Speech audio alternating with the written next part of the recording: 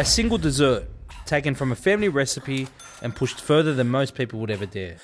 Served across Melbourne, New York, Dubai, Abu Dhabi and Beirut.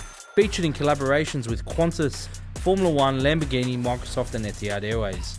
In this episode of the Hospo Dojo podcast, I'm sitting down with Ameer El-Issa, co-founder and creative director of Knafeh Bakery. We unpack what it really takes to build and sustain a hospitality business around a single hero product. From launching out of a shipping container in Sydney to scaling globally without losing the soul of the brand. This is the fun stuff, the tough stuff, and the real stuff most people never talk about.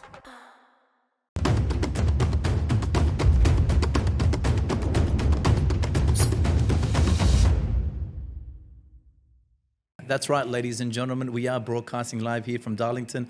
I actually studied a few hundred meters away from here. Really? Sydney, Where? Sydney University. What did you study? I studied architecture. Really? Really? I know, but what type of architecture did you study? What do you like specialize in? Well, I didn't specialize into anything until later on when I worked on a lunar park redevelopment for a company called Hassel Architects as a young cadet. But I always loved designing and creating from a young age. And I always knew I wanted to be an architect. And so obviously years passed and we might touch onto that. Welcome to the Hospo Dojo podcast. Are we recording? Oh, okay, cool. All right. How's that for an introduction? Actually, yeah. So, architecture, that's where it all started. Well, hospitality, architecture, my two worlds came together. For those that don't know who's on the podcast right now, we have Ameer El-Issa is actually, I just know him as Ameer Shisha Bar in my phone for the past 20 years. Funny you say that. I've got you saved under Paul Petra. See? Our worlds collided so many times. In good ways? Yeah, in great ways. But Ameer for me, guys, and I'll say this openly, was the first person I called when I thought about the Hospo Dojo. And I remember it was me, my wife sitting on the couch, and I had this crazy idea in March of 2020, it was 2023. And I was thinking of starting this whole Instagram journey. And then my mentor at the time asked me to reach out to my network and see who's someone that I looked up to that did great PR, was great in the space, was well respected by peers and individuals. And there was not one better person that I knew that was like that. So I called you. And I get emotional because out of all the people I called, you're the one that answered. So I just want to say thank you. Yeah. And yeah, bro, it was. You're making me emotional. Nah, it's yeah.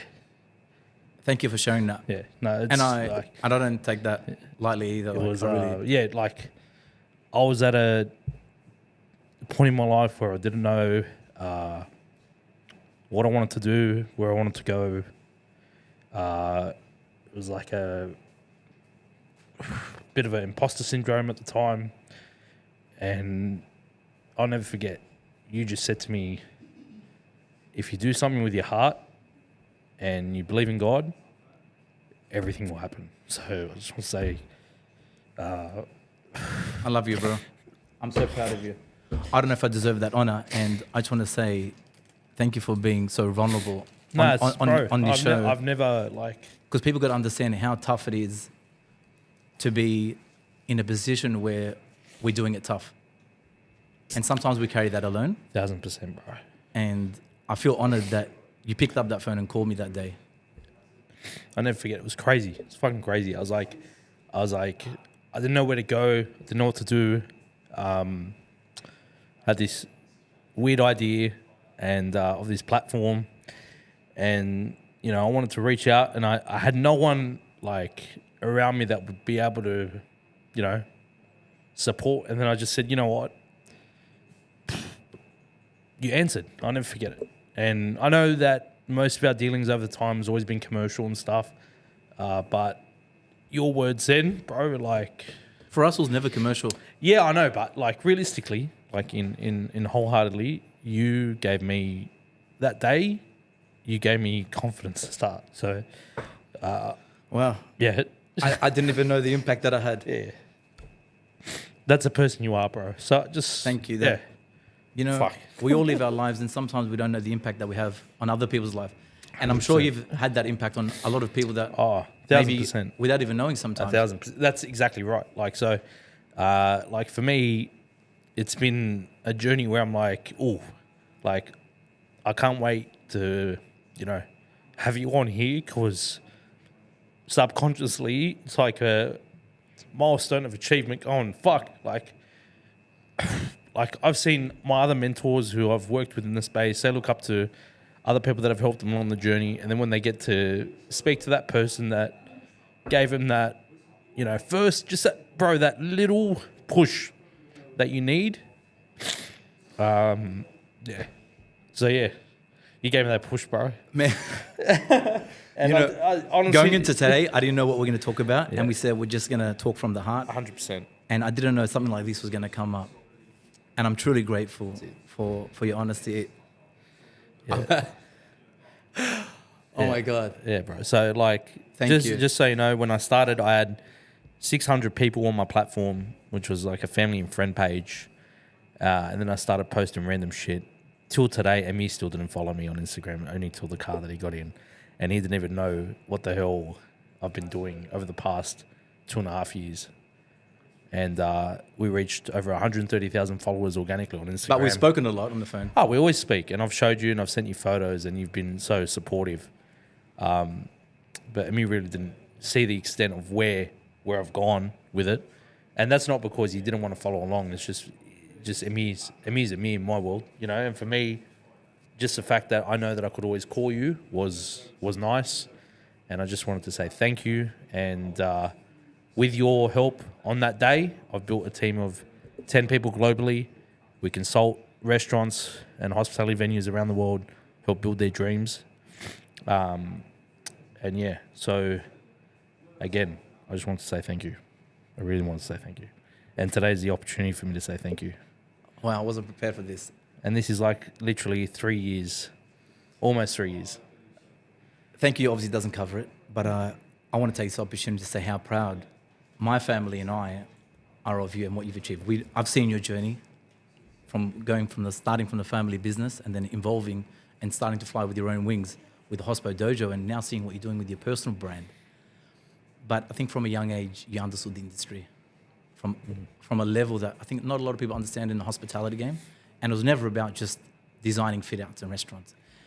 What I love about what you're doing with Hospo Dojo now, you're giving people the tools and the resources for them to succeed. And just driving on the way here, what we're speaking about was, it's not just a transaction, it's about actually giving people the right value, because it's the reputation, I think, it's the most important things. And looking back now on our careers in hospitality, because I think growing up, we weren't naturally business savvy. I think, but what we grew up was in a big family where We just hospitality. needed to work. Correct. That was our way of work, That was our way of work. Yeah. And strength was building relationships. 100%. Not from a business perspective, but that's just the way we were raised. And taking those values and putting them into the restaurant business, we realized that the best way to build businesses is by building relationships across any industry. And that's what I tell people all the time. I think being honest, looking after people. Yeah, your network is your net worth, man. And I learned that very quickly when I jumped out the gates on my own. How many people were actually in my corner versus how many people were just quite transactional. And, I had to do a lot of work on myself to show people that, hey, we're worth being, together and on this, because I'm not using you just for the sake of using you. I actually want to help you too. So I find that, you could build up an amazing network with, hundreds of people, but if it's always transactional, it's always one-sided, no one's going to really care about you, right? But if you genuinely, have that other person in mind when something comes across your table and, you don't want anything from it, you just go, here, bro, I wish you all the best. Take this lead, go help out. Or, there's an event on here, or, there's a catering gig there, or whatever the case may be, right?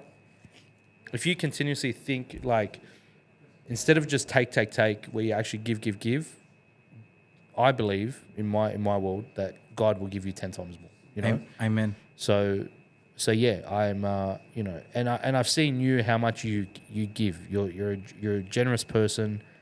You're an amazing human being where, you're continuous. If anyone picked up the call and asked something of you, I've never heard you say no in my life, ever. And that's me knowing you for the past 15 years plus. And that's a trait that a lot of people need to learn. You know, you have a sense of selflessness. You have a sense of giving and being surrounding great people always together. And there's never been a room that I've walked into and I've seen you in and no one's smiling. Everyone's always smiling. Geez, you're great for my ego. Yeah. No, it's not. It's not about the ego, bro. It's the truth that be told. And you know, thank you. Sometimes we need to hear these things.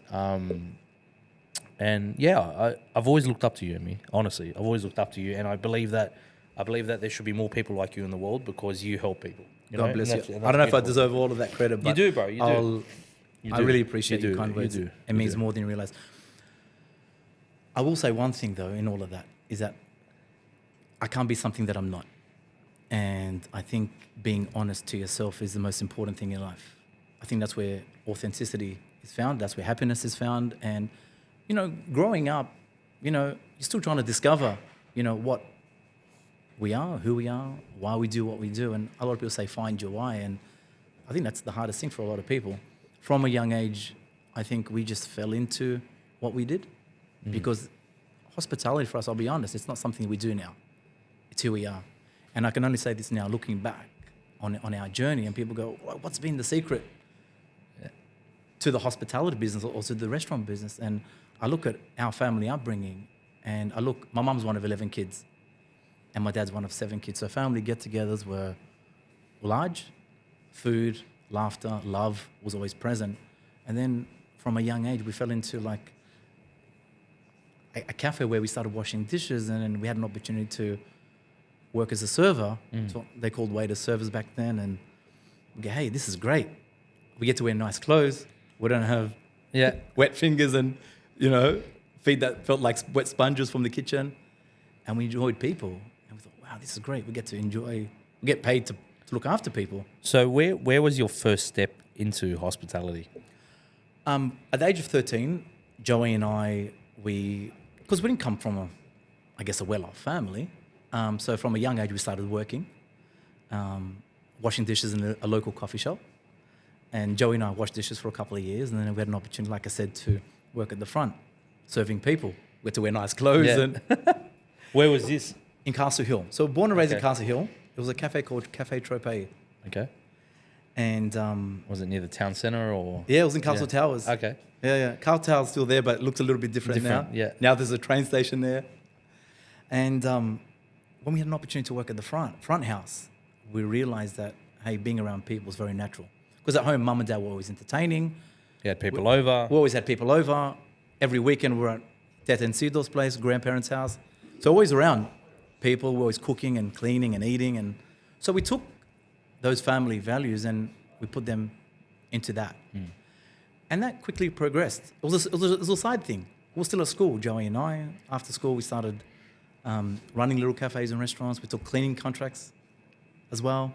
So everything we did in a hospitality game, Joe and I were together. You guys were always. Yeah.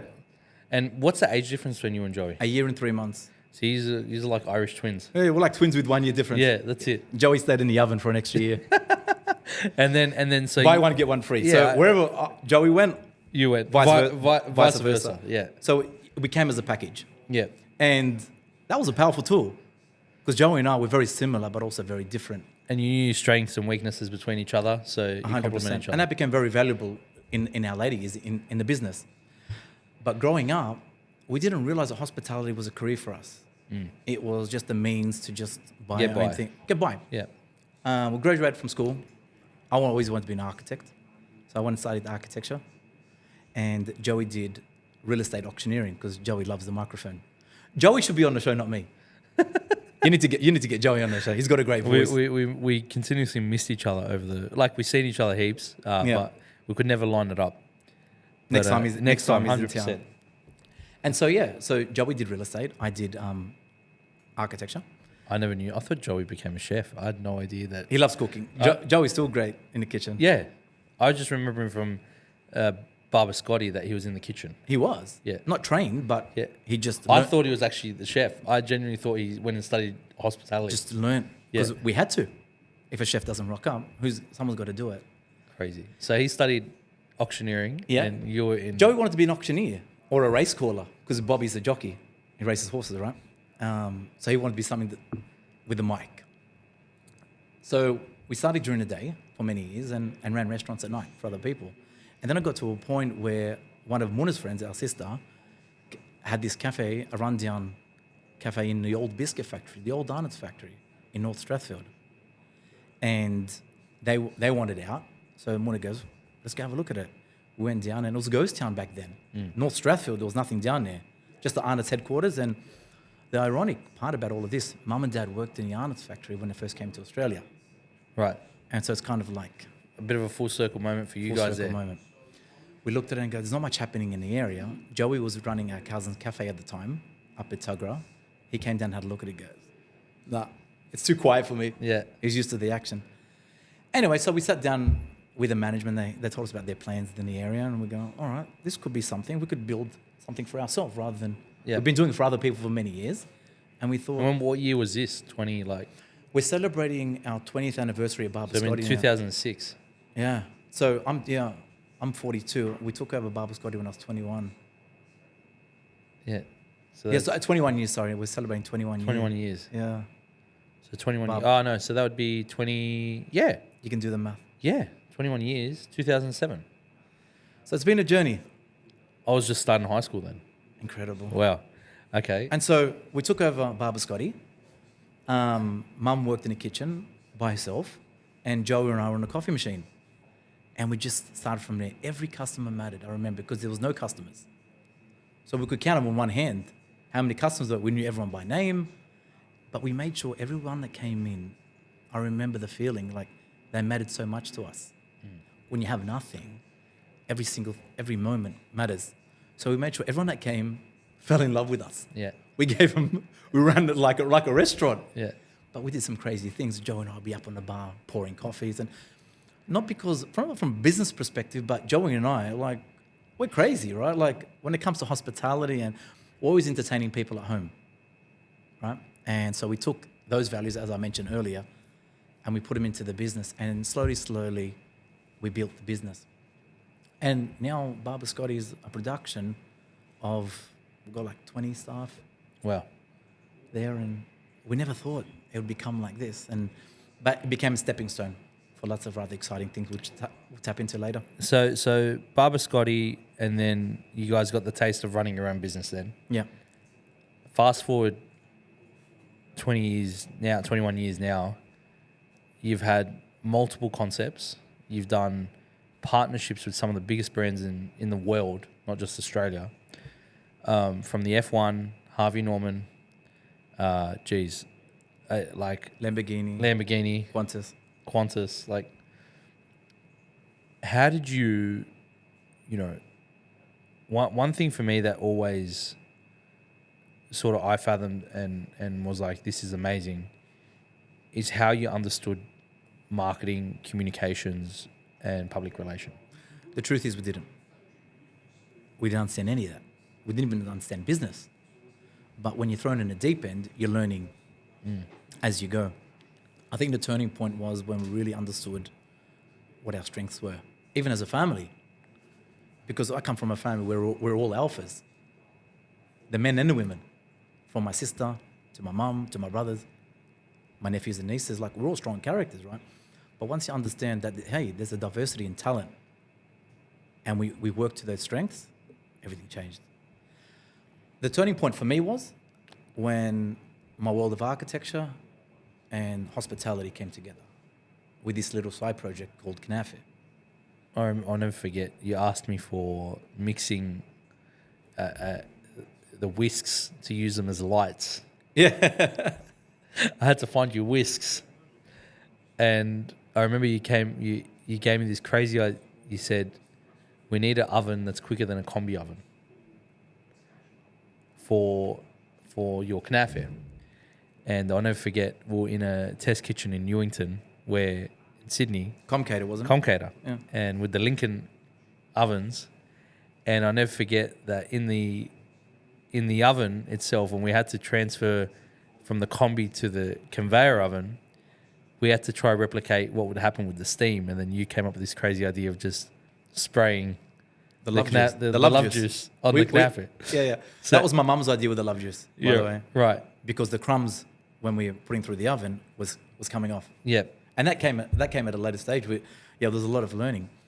But for those who don't know, like how these two worlds came together, when I studied architecture, which is down the road from here, there was a case study. I think I did like 6 years at uni just to take one case study away, where architects were transforming shipping containers into apartments for living. Right. And this was happening across the world. I'm talking many years ago now. And this was happening in Tokyo, Berlin, New York. And I'm going, oh my God, this is incredible what you can do with a shipping container. And I knew that there was containers around the world that were just sitting there dormant and no one was doing anything with them. So from that point on, I looked at it as a shipping container, as a blank canvas to create something.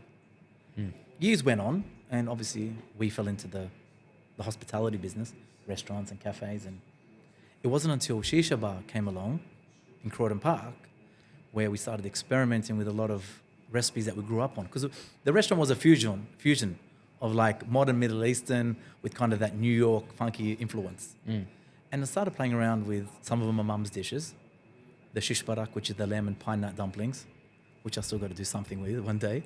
So there was two signature dishes at the restaurant. One of them was the dumplings, and the other one was my mum's knafeh.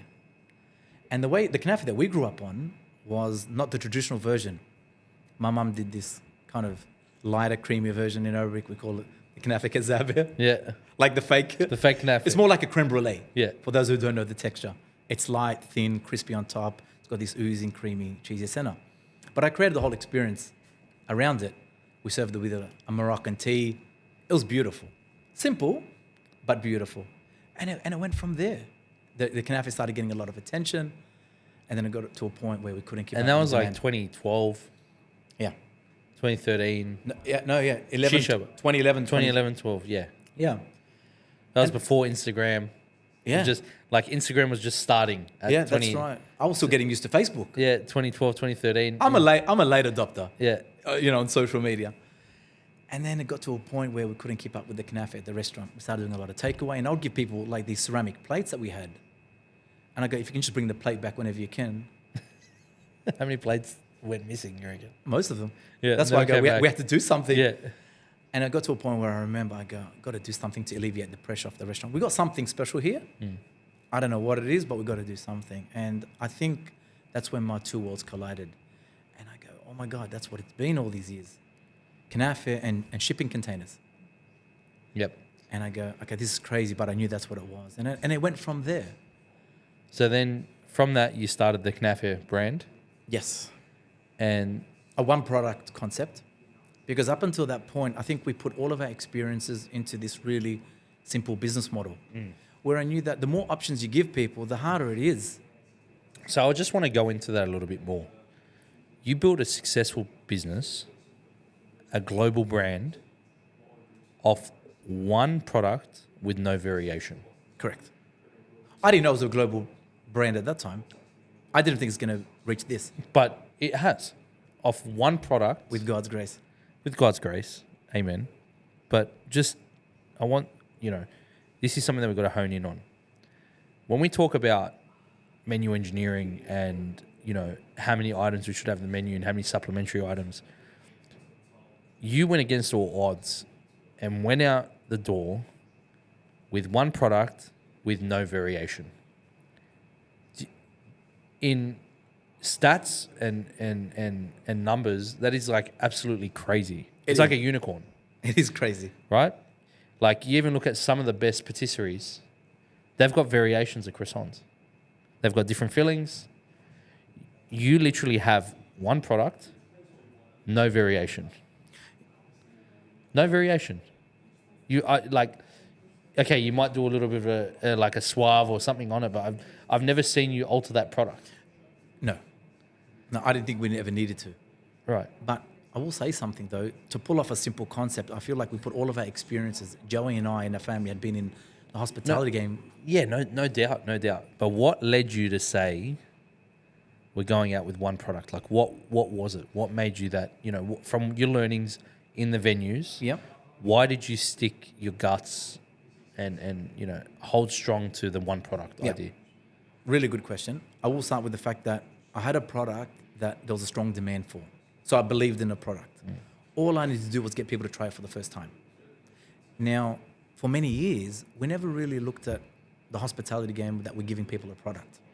It was always about hospitality and the experience. Knafeh was an opportunity for us to take that experience to another level and show people, hey, just give something from the heart and give them something special and honest. And I think it was a merge of culture and creativity, passion, and honestly, like a bit delusional, the fact that when I'm just so focused on something, I forget about what's happening in the outer world. And we worked towards that. But that's something that inspires me of you, and I've always seen you do that when you laser focus in on something. What you said, like, actually describes it perfectly, where you get delusional to everything else happening. How do you ground yourself to focus that hard on something, and you break every single door down in front of you till it works? Like, how do you do that? Even though it might fail, right? But you do everything in your power to give it your best shot. I think one of our strengths is, as a family, when we create something, it's always inspired by something strong. And we visualize it. So when the idea of Knafeh came to life, I saw it before it even came something tangible. And when I pitched the idea to my family, they thought it was crazy. Who thought you were the craziest one? Well, I think everybody did collectively. Yeah. Because I started shopping around for this shipping container before I told my family. Because I wanted to put myself in a position where the family couldn't talk me out of it, because they know I'm the crazy creative one. Right. So when I bought the container, firstly I reached out to Kerry, our operations manager at the time at the restaurant. I got this crazy idea. And she goes, what now? And I told her about the idea, and she saw it as well. And then we quickly just brainstormed. Started workshopping with her. Yeah. Exactly. And we brought it to life. All the great ideas for Knafeh Bakery came together, I guess, in one night. Most of the great ideas. And then started working on it. And then no one knew what was happening behind the scenes. And then bought the container, showed the family, and thought, okay, this is crazy. What have you done? I think $6,000 or $7,000 on a rusted old Kermit the Frog green shipping container. It looked like just nothing. And they thought it was crazy. Then I told them about, we're going to do Knafeh. And they knew the problem we're having at the restaurant. We couldn't keep up with the demand. So it made sense. Mum got excited because she thought we're going to do all these Middle Eastern sweets. Because, when our mums cook, they don't just cook one thing. It's all about variety. I go, Mum, we're just going to do Knafeh. So I think a lot of people found it a little bit crazy at the fact that we're just going to build the business on one product. So when you go down that creative journey, when you're creating a concept, what's, one thing you do to help pull your ideas together? I think a clear vision at first. So we had a product that we believed in. Then the next process was, we had the shipping container as the canvas. And I always say that to people, like, you're always going back to the product, which is amazing. I always tell someone who's starting out, right, that if your product's, if the product's not working, then, no matter what we do, the product is always going to be the failing point. And you need to pressure test the product. Now, for you had a testing ground, which was in a restaurant. Now, for some people, when they're starting out, they don't really have a testing ground. So I say the cheapest testing ground for you is to a market store. Absolutely. Just go to a market store. Or a pop-up. Pop-up somewhere. But even the cheapest thing is just go to a market store, set up, try sell your product. And if you can't sell your product through a market store, 9 times out of 10, you're probably not going to sell your product in an inline store. Yeah. Right? No, you need a good product to start. Exactly. But that's only 50%. That's 50%. But it's a strong 50%. It's a baseline. It's a starting point. It's a baseline. Yeah. And I find that when people come up with a concept first and product later, that's where they lose real focus, because if you're not strong, if you're not headstrong on the product and the baseline of the product, you can't engineer the entire concept around it. Yeah. Where for you, you had this amazing product, so then you were able to engineer this entire container around the product. Everything that you do, every movement that you make is literally around that product. Correct. We took a dish that everyone knew. Knafeh is probably the most symbolic dessert of the Middle East. Everyone knows it. Everyone has it. Everyone knows how it should taste like. Everyone's got their own opinion on it. Absolutely. And so we took something and then we really pulled it apart in a way where traditionally when you walk into a sweet shop and you get Knafeh, it's already been made. And if you're lucky, they might heat it up in a microwave or might be sitting there on a burner and they'll cut. We wanted to turn one product into a show. Literally, a show. We call it food theatre now. And so as the concept started to evolve, like I said, in this one night, we just started brainstorming concepts and ideas and how this is going to come together. It was a late night dessert concept. And we knew that Joey and I were big on the experience and hospitality. So obviously the song and dance was a big part of that, but Joey took that to another level.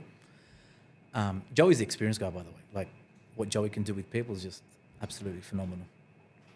Knafeh would not be where it is now if it wasn't for When I look at when I look at Joey, and this is not, you know, this is saying it in the nicest way possible, and me giving him the utmost respect. I see him as a showman in the middle of a circus. Oh, He is like the orchestrator of, like, he's a maestro.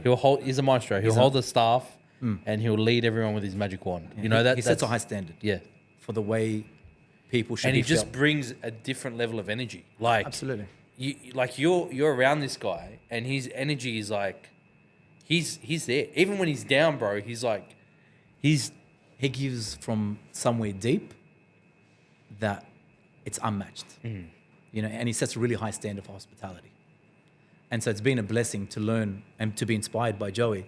And I don't think he realized the impact that he had on people. People come up to me and they go, "Your brother changed my life." I believe you. All the time. So he's got a gift. Yeah, but even like so for those of you that have never seen Knafeh Bakery before, it's amazing. I'll describe it, but it's an amazing shipping container that for me it was like a traveling circus. Yeah. Honestly. It was a Middle Eastern traveling circus where we showed you the best acts that we had, right?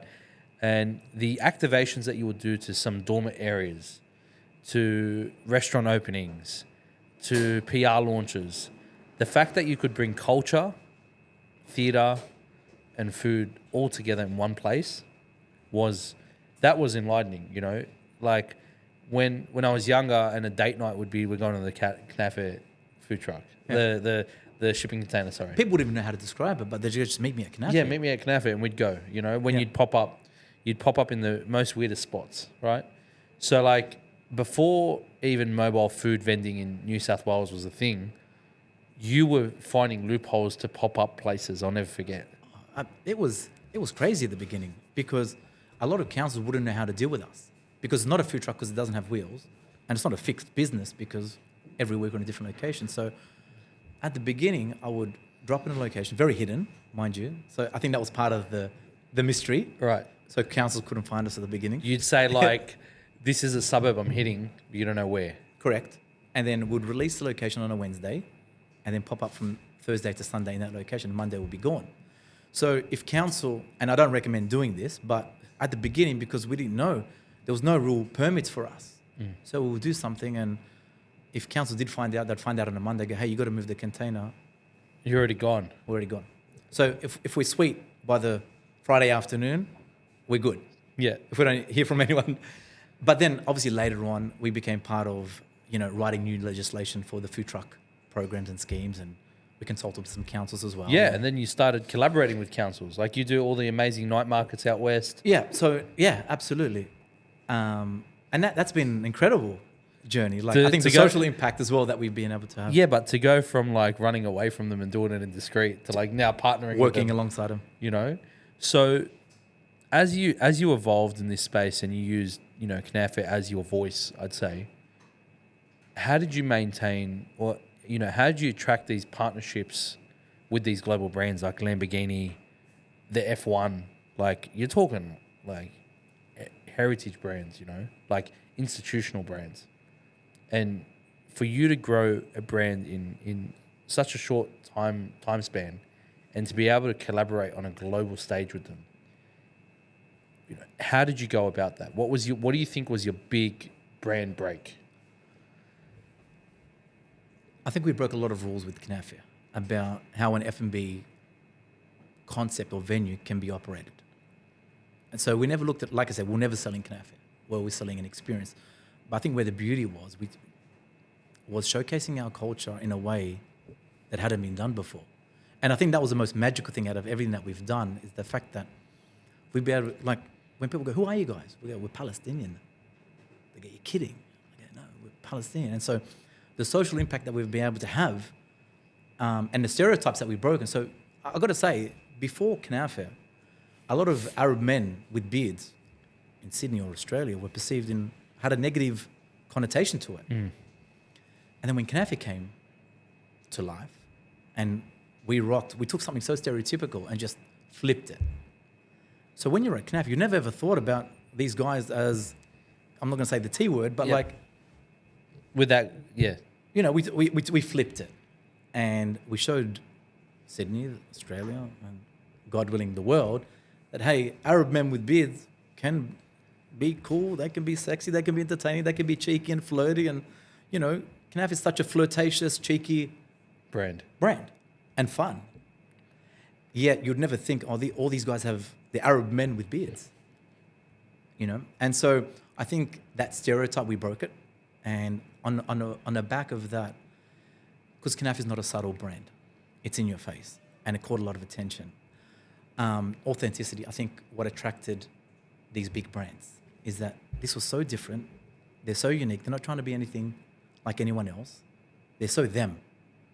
And so I think we've been so blessed over the years, businesses and brands have been trying to find ways that, hey, we want to be with people, we want to collaborate with brands that are real and honest. And these guys are having so much fun. How can we be aligned? And I think it touched a lot of different businesses in different ways. Some from a culture perspective, some from a creativity, architecture, entertainment, fashion, lifestyle, travel. You were even on the halftime ad for Harvey Norman for the biggest game in Australia. That was a game changer for us. That I'll TV commercial. I'll never forget that TV commercial. Like, for people that don't realise, the state of origin is like the Super Bowl of Australia. And this guy's face here was plastered all over the halftime commercial for our biggest Australian retailer, showcasing a laptop. I'll never forget it. The game changer was when there was a break in the game and it was just one commercial. You know when at halftime there's multiple commercials? This was a one commercial. So they showcased it obviously during the break, but in the second half, I think it was, there was a break in the game, like one commercial in between a kick, and it was us. And we're there watching the game, and we freaked out because you can't not miss it.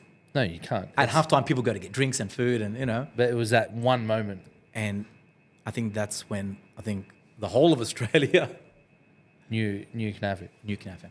And then... That was early on. It was a few years in. Yeah, that was like 2016. But can I say, I'll say publicly, we've got to give a big thank you to Harvey Norman and HP for that, because they supported us a lot to showcase. At the time, there was a campaign which we got shortlisted in, Businesses Thinking Differently.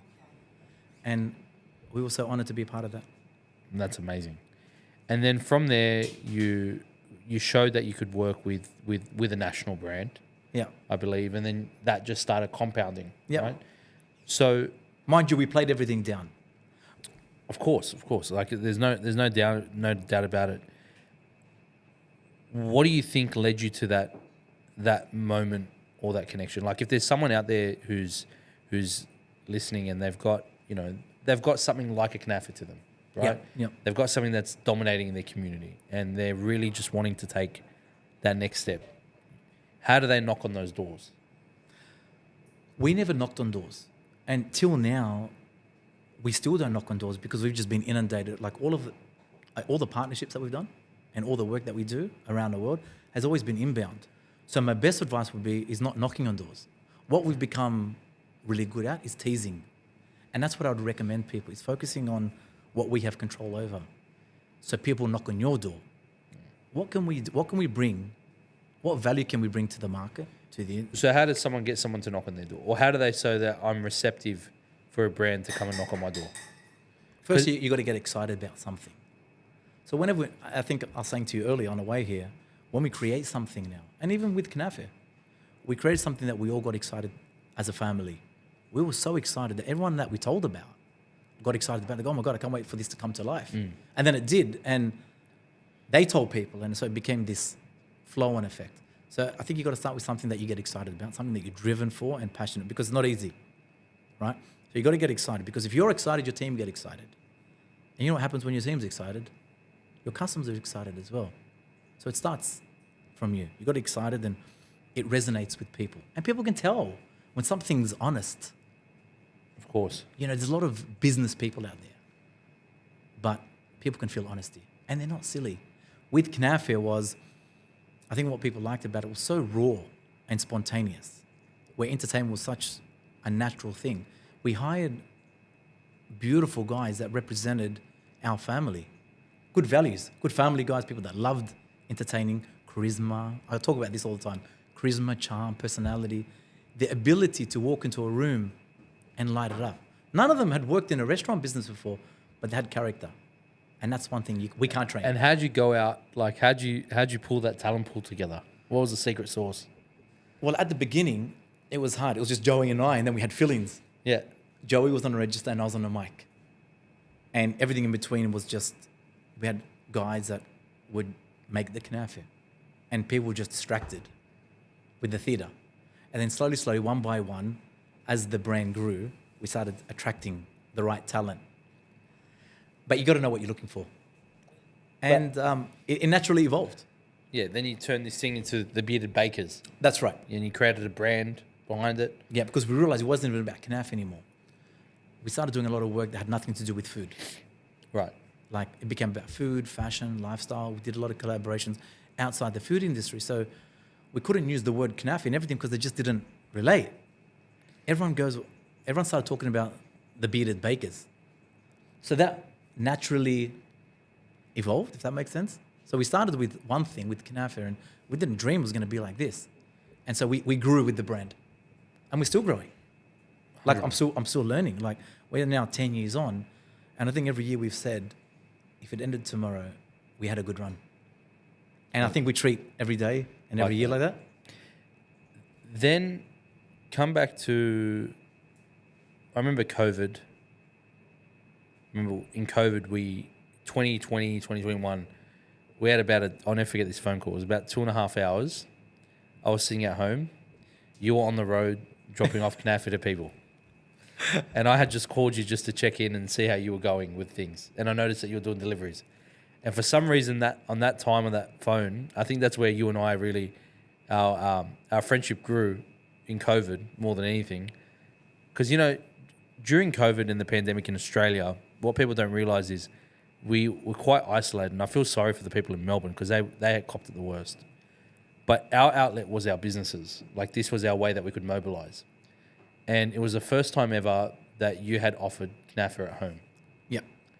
And I'll never forget the things that you had to try and navigate to get Knafeh delivered to people's homes because you were so inundated. I remember you got a third-party delivery partner. You had drivers getting scattered all over the city, and then you even loaded up your own ute because you were inundated with orders, and you were driving as far as Hawkesbury. Yeah, the greater Sydney region. Yeah. But it all started with this crazy idea. And I didn't realize it was going to become like that.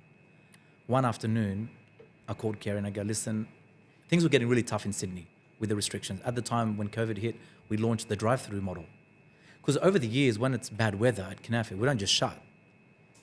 So we started getting creative. Okay, what can we do? With sites that allowed us, we launched the drive-through model. So when it was raining, the boys would get out the brooms and wash people's cars as they're coming through and having fun, right? It was all about just bringing joy. So when COVID hit, we launched the drive-through model. And that was great at the beginning, but then it got really tough where people couldn't leave the areas and we felt bad for people to come out and they started asking us, are we allowed to come out to your area if we're not getting out of the car? So one afternoon I called Karen and I go, hey, listen, set up an online shop. I'm going to deliver Knafehs to people tonight. I can deliver 50. I'm going to drop a video Just, she made it happen. I go, I'm going to deliver 50 knafes. And we did. Yeah. She goes, oh, she called me crazy. She goes, I don't know if it's going to work, whatever. Anyway, so we dropped the video and she called me back a few minutes later. She goes, we've got a problem. I go, what? She goes, we sold the 50. I go, great. How's that a problem? She goes, if you're going to deliver it, you need 2 days. I go, why? She goes, did you forget how big Sydney was? This is what I mean. Sometimes I'm a little bit delusional. Because I forgot how big it is. So we needed 4 or 5 guys to deliver these 50 knafes. But what we knew was there was interest in the deliveries. And obviously that, went to another level. And we realized that there's an opportunity here. So we ended up delivering Knafeh for a few months. We had to get a third-party logistics Company. company. Yeah, I remember. We, at one stage we had, quite a few drivers on the road. And it became, what I will say for those that are watching this is that when you're faced with challenges, maybe it's an opportunity to do something that you've never done before. Because I'll be honest, I always said we would never do delivery because Knafeh is an experience-driven brand. Something that I would never do. But when COVID hit, I go, maybe there's an opportunity to do something that we never intended for. But you even continued the experience. I'll never forget it. I even ordered one just to support, and it came with a box, it came with a card, it came with a thank you message, And a smile. and a smile. The person delivering it, you had those touch Because we had points. some of our bakers delivering as well. And you had the vacuum sealed. Yep. It was done amazing. And I find that where people tend to struggle is when they face adversity, they don't know how to deal outside their norm. And exactly what you said is, it's okay to go out your comfort zone because you have a base standard to go off. Yeah. What's the worst thing that's going to happen? Yeah. You're going to go back to your base. This is only going to add value to your brand and that you're, purpose driven with the community. COVID moved on and that period went behind us, and then you decided to go overseas. Well, didn't decide to go overseas. What had happened was the Emirates, there was a lot of happening in the Emirates, in Dubai and Abu Dhabi, and they were trying to get us out for a while for different events. And just the timing for us wasn't right. We had so much going on in Australia, and we started doing some events in New York. And so we put that to the side. A few years ago, this opportunity came up in Abu Dhabi, and we go, okay, this is the one. And so we took a team of 16 bakers to Abu Dhabi. You flew them all out. Flew them all out, and it's crazy, right? It was like this rock band on tour. And, sometimes I look at our lives and what we've done from the outside, and I go, oh my God, is this us? Yep. So we did this event called the Mother of the Nation in Abu Dhabi, and that was a great success. And they extended another 10 days. And from there, we started getting a lot of attention in the region. And just one thing led to another. We took on some really cool partnerships, collaborations, some events. And being did you have to change your tone of voice when you went into Abu Dhabi? Yeah, we had to tone down a bit of the dancing. Yeah. Yeah. And that was just because of the culture. We did we stuck true to who we are. Because, in business, in life, there are 2 ways to go about things. You either become a product of your environment or you make your environment a product of us. They brought us over to do what we do, right? And we did that. Now, obviously, there's cultural elements, and so we just had to tell the boys to dance a little bit less sexy. Yeah. But we still danced. Tone it down. Yeah. Did you still put X and O's on the cards? We did everything. You did everything. Yeah. Right. That's what we're there to do. And I think that's what made Knafeh so real. It's so spontaneous. We never told the boys, the bakers, what to do. Everyone just felt so comfortable within the brand and the business that everyone expressed themselves, and as a unit, it became a family. And I think what people fell in love with the bakers was, when each one starts their shift and they walk in, and you should see what happens. They're high-fiving, they're hugging and kissing each other. We didn't tell them to do that.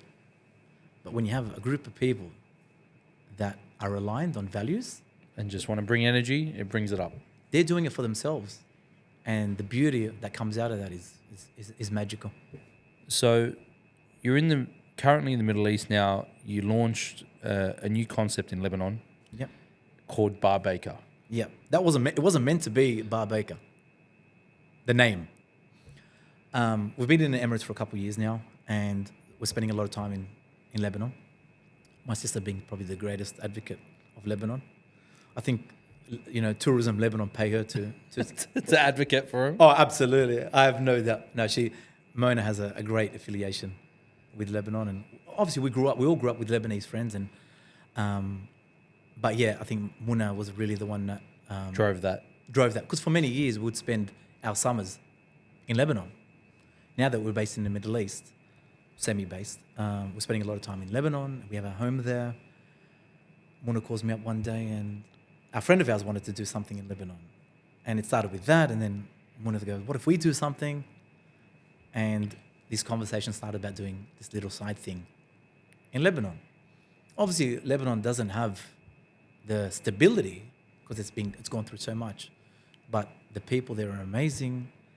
The nature is beautiful. The lifestyle is incredible. And so we started with a little side idea, and so we had a location, this little hidden pocket in Dubai, opposite the waterfront in Lebanon, and mind you, a location that everyone talked us out of. Why? Because it was a location that was a has-been. It was great back in the days, but in Lebanon, a lot of people follow trends. So it's expected to go into Beirut or to hot spots. We've never been ones to kind of follow trends. I think it's just too risky to follow trends. So we created our own one. Why is it risky to follow trends? Because you end up like everybody else.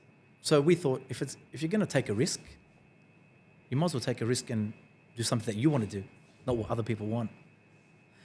So we had this location but no concept, and started thinking about ideas and concepts. And I remember when we were living in New York, when we did a tour there with Knafeh, we fell in love with the Italian restaurants in New York City. It resonated with us. Not so much just the product, but the way the waiters made you feel. You'd walk in and it was such a vibe. Yeah, the atmosphere. Don't worry, I'll look after you. You got to get this. You got to get this. They're carrying 3-4 plates. Yeah. Hey, how you doing? Yeah. This guy's polishing there. They're loud and proud. And this is where Joey and I were. And I go, oh my God, the Italian culture in New York is like us. So it always resonated, that feeling. We always think about it and talk about it. And then that's how the concept of this restaurant came about, this New York Italian bar and restaurant where the focus wasn't the product. Like everything else, it was always about the hospitality and the experience. And we missed the restaurant days, about having more time with people, because Knafeh is such a fast-paced business. Our interaction was like 30 seconds with the customer, big turnover. Where the restaurant now, we had an opportunity, so it became about hospitality. And so with Bar Baker, we broke a lot of the rules again about how a waiter can be. In Lebanon. With customers. Yeah, in Lebanon and even global. Like, we grew up in a time where if you were a waiter back in the days, it was a prestigious job. In Lebanon, being a waiter is... You're like semi-looked down upon. Yeah, I don't want to say that, but yeah. No, it's fair to say. Like, in the Middle East, and we can say this because we come from Middle Eastern culture, right? If I told my grandfather, who's, here today, and I'd tell him, hey, grandfather, I'm going to become a waiter, he'd look at me and go, what the hell are you doing? Yeah, it's looked down upon. It's looked down upon. Yeah. Culturally, that's just generally how it is. Not to say that it's not that way, but that's how culturally we've always grown up. That it's a second tier or third tier job. It's a job that you would do not as your full-time gig. It's something if you needed extra money or if you had literally nothing else to do. That's your last resort, right? Or a side thing where you have a full-time job. 1,000%. Yeah. Mind you, though, like my grandfather loves hospitality. He came here and he started on the back of a truck, so for him it's a bit different. But the realistic, the sense of it is that that's what the Middle East was, is like looked down upon basically. If you're a waiter. If you're a waiter. So we wanted to turn the waiter into a performer, into something prestigious where he was like an icon. So we built the whole concept around the waiters. Wow. And didn't have a menu yet. So am I allowed to challenge something that you said earlier where sometimes you need to start with a product? Go for it. We created a concept where the experience came first and then the product. In saying that, there are classic New York Italian staples like the spicy vodka and the Milanese. Yeah, but sorry, I only contest that to you because you've proven products in the past. There are people out there that you're talking about two different things. One is Knafeh Knafeh and the other one's Bar Baker. Like when you're selling a individual isolated product driven, so like I find it hard. Like Bar Baker for me can't travel around like Knafeh. No, absolutely not. Right? And that for me was the thing that allowed Knafeh to go global and be so nimble and be agile was the one product. Without a doubt. Where Bar Baker, for example, you're there. This is the alter ego of it. You're challenging the norm of Lebanon. Yeah. Watching from the outside in. Yeah. The way reservations are done, the way people come to the venue, the way people interact with the waiters. You're there breaking all barriers. Yeah. So if in anything, you're creating your service is a byproduct. I think the hospitality and the service is the product. Exactly. That's for me is what I see. Yeah. But yeah, go for it. So we had a concept, we had the experience, and we knew that everything around that the product needed to be good. Has to be good. But we broke all the trends about, I guess, how a restaurant could be run from the sequence of service. And we even called that sequence of service now our secret service. And it starts from outside of the restaurant, the reservation. So up until now, we still take the reservations. Mona, myself, our business partner, Joey. People can't believe they're getting this experience over the phone. So people are so excited to come to the restaurant before they're even there. And then the valet experience. How can we enhance the valet experience? Then the bodyguard on the door, then your hostess. So before you even taste the food, there's about 4-5 touch points for people to fall in love with the restaurant before they even taste the food. And it's the 1%ers. That's what I love, is doing the things that people think don't matter. That's what gets us excited. Taking every opportunity to create magic. Our waiters, they get on one knee and take your order. We have olive oil on the table, but it doesn't come in a liquid form. We make we call it a scarpetta candle. It's a candle made from olive oil, chili and garlic. So when we started working on a concept, we were cooking at home a lot, listening to the music, researching about how the Italians migrated to New York City.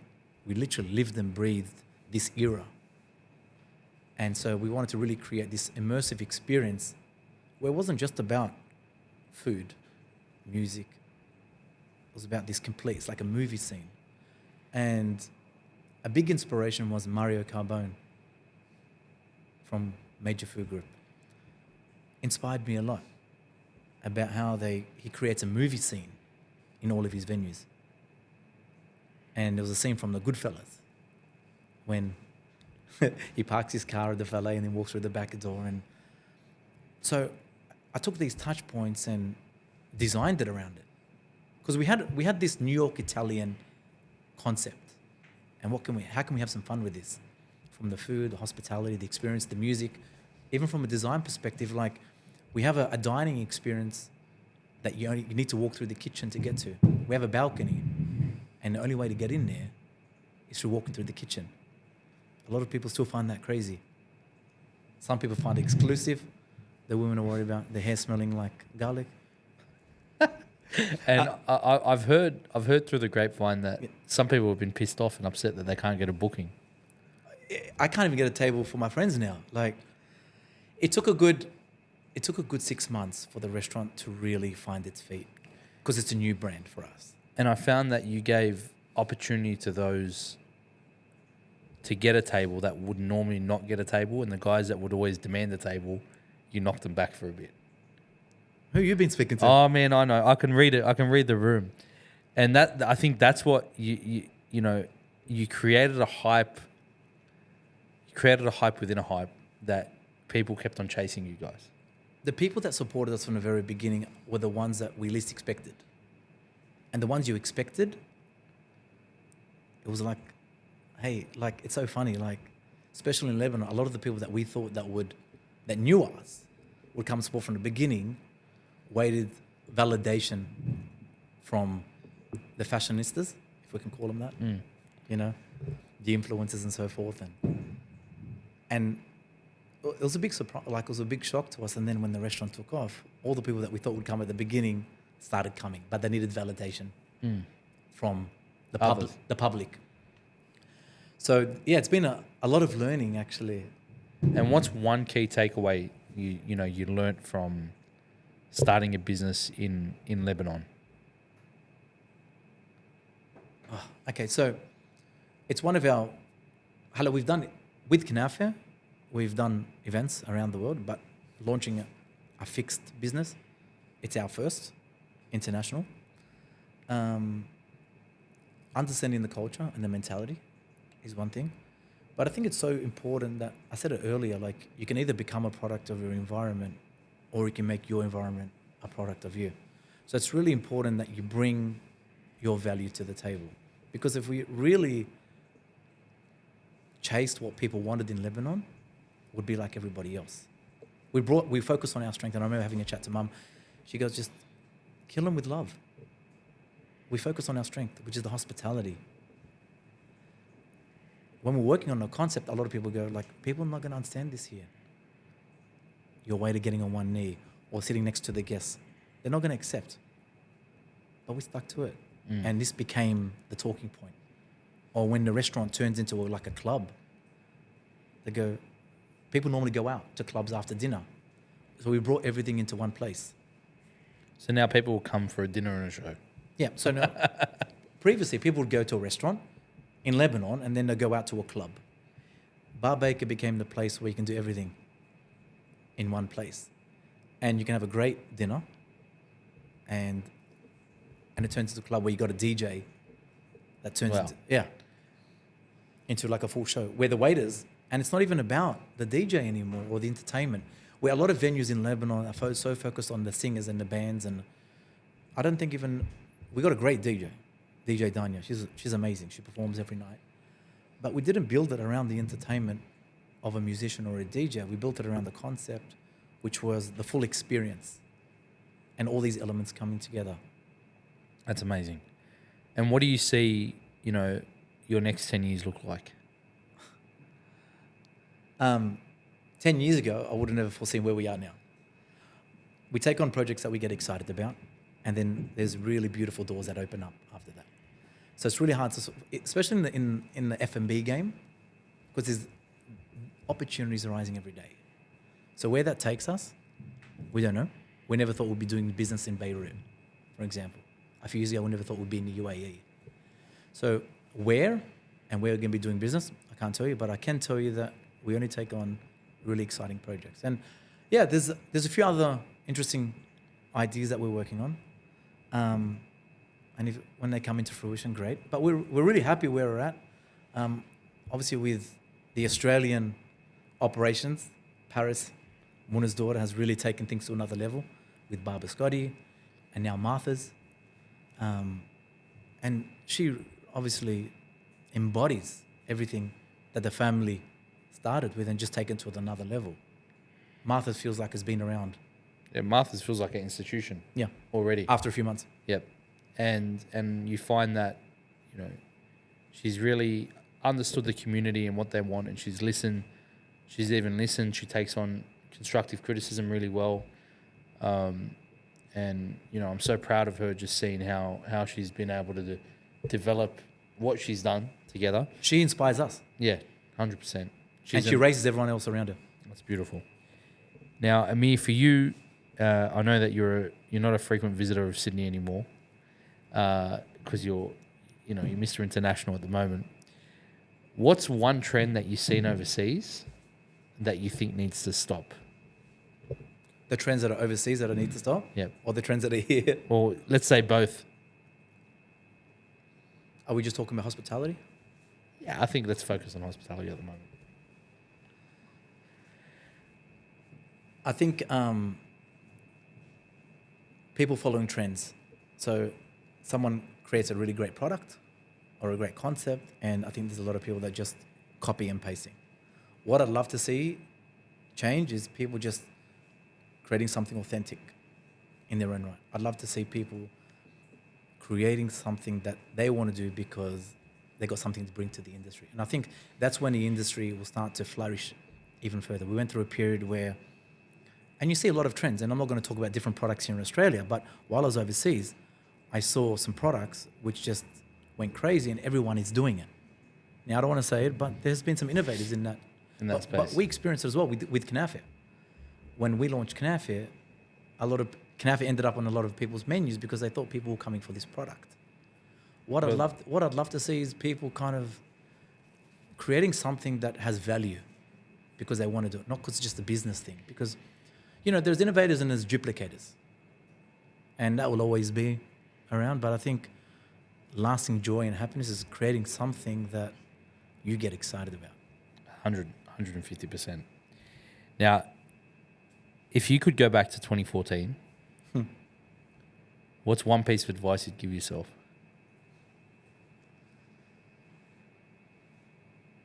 Something that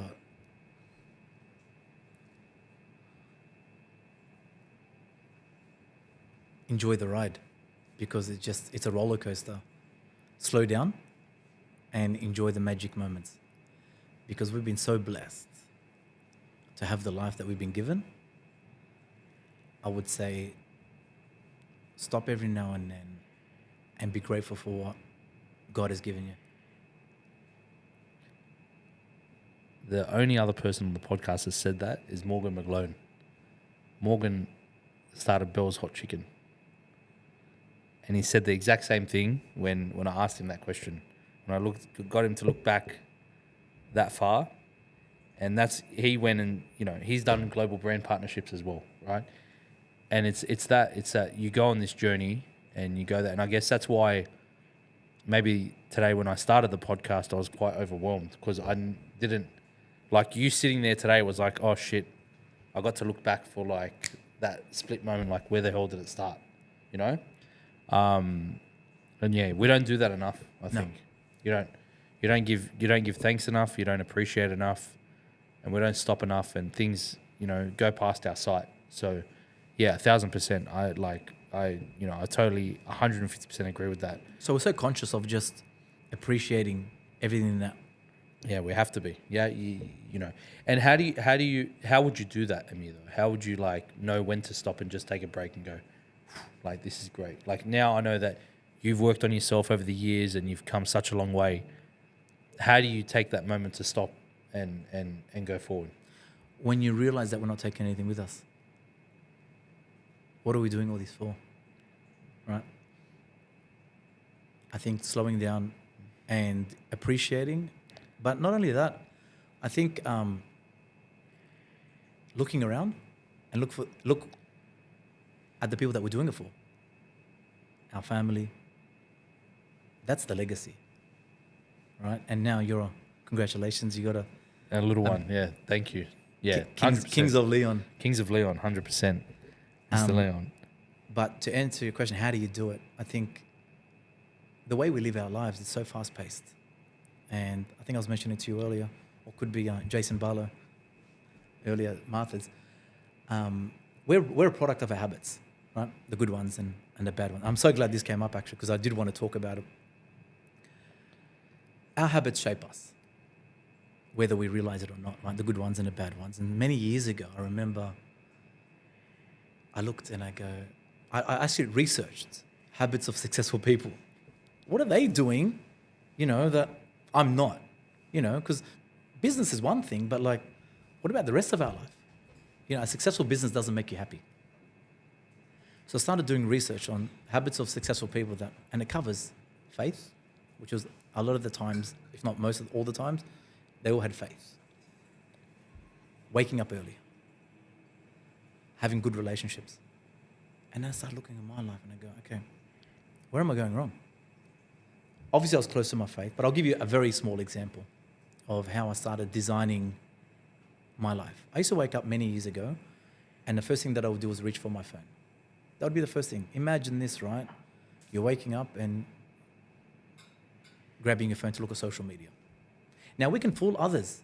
We can have this certain persona in front of others and be a certain way. But you can't lie to yourself. Deep down, you know the kind of person you are. I didn't want to be that person where in people's eyes I was something, but inside I was someone else. That's like living a lie, essentially, right? You're not authentic. So I made a rule for myself. I wake up in the morning now, and before I touch my phone, I did a rule that I pray. I sit up and I'm still waking up and I'm praying, and I just slow my morning right down. And then for a long period, I'd wake up, pray, and then go train. And then I'll come back and I'd have a coffee with mum. Anyone that knows me knows that I don't start my day without having coffee with mum. So imagine this, right? Like, you're waking up early. I started waking up at 5:30. Never thought I could do that, mind you, because we finished late. I've woken up, I've prayed, trained, come home, coffee, breakfast with mum. That half an hour, 1 hour with mum, we talk about everything. I never did any meetings before like 10 o'clock, 10 a.m. So I can do all the things that mattered to me. And I would leave home around 10 a.m. every day. And I walk outside the house and I'd look up and I'd go, and this just happened, right? And I go, I already feel like I'm a winner. I'd leave home already feeling like a winner, and I'd say to myself, whatever I get from this point on, it's just a bonus. Wow.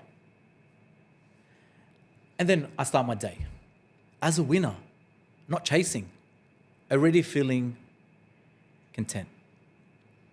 And then I'm meeting people for work meetings and so forth, and everyone that I'm meeting is like, you're sending out this frequency and energy, and people go, listen, what is it that you're doing or taking to become like this? And it starts with things that you can actually buy, right? And it took me time for this to realize the impact that all these small habits had on me. And then I took it to another level, and I don't know where I read this, but I knew someone did this. Every day, I call somebody now that I haven't spoken to a long time. And I go, hey, Paul, it's Ameer. I just want to say that I love you and I miss you. And I shut the phone. And then he called back. What the hell did you just do to me? You just made my day. Or you don't know how much that meant to me. You don't know what I'm going, like, I just changed someone's day. And guess what? Guess how that makes me feel? Sometimes I feel actually I'm selfish because I'm chasing that feeling that I'm giving to others. And then you're living your whole day of just this frequency and contentment and fulfillment. And then work becomes just this bonus to everything. But guess what happens with work? People are just now finding ways to work with us because of just these things. We're not chasing. We walk into meetings and we go, sometimes we give advice and support, and we go, like, we're happy if you do, like, if you don't go with this, but this is what I would do. You know? So we're not chasing business anymore. It's about how can we bring value to people, bring value to our lives. And then I think the bonus to that is, I think that's where the business flourishes, because you're not chasing anymore. Mm. And would you say, you know, when you made that step change, what did you notice? What did you notice, like, immediately in your life once you made that change with those habits? It wasn't an overnight thing. It's like brushing your teeth. If you brush your teeth once, you don't get healthy teeth, even for a week. And I don't know when it happens, but I can guarantee if you brush your teeth every single day, eventually you'll have healthy teeth. Our habits are like that. I don't know when it happens. There's no time. But I guarantee if you have good habits, at some point, I don't know the time frame, Something's going to happen. you will have a healthy life. That's beautiful. I've got a couple quick fire questions that the team's prepared to help wrap up the podcast with you. Ameer El-Issa, not Ameer El-Issa. I'm saying that again for Pierre, your nephew. Right? He told me to say that anyway. Did he? Yeah, he just gave you a bit of a dig. I'm not surprised. I know, just to get you a bit tingly. He's gonna laugh when he sees this. But anyway, so we've got a couple of quick questions, and we call it quick fire on the pass. Let's do it, baby. All right, there's 5 questions here, and we're just gonna run through them. I want you to answer these in like the whole 5 questions under 60 seconds. Let's do it. All right. Time is on. What's your favorite dessert to eat? Tiramisu. What's harder, perfecting Knafeh or perfecting your staff rostering? Staff rostering. What's a food trend you secretly hope disappears soon? Acai.